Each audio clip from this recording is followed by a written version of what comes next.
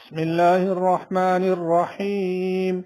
وإذ استسقى موسى لقومه فقلنا اضرب بعصاك الحجر فانفجرت منه 12 عينا قد علم كل أناس مشربهم كلوا واشربوا من رزق الله ولا تعثوا في الأرض مفسدين.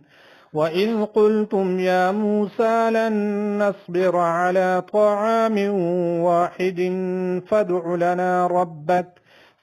لنا ربك يخرج لنا مما تنبت الأرض من بقلها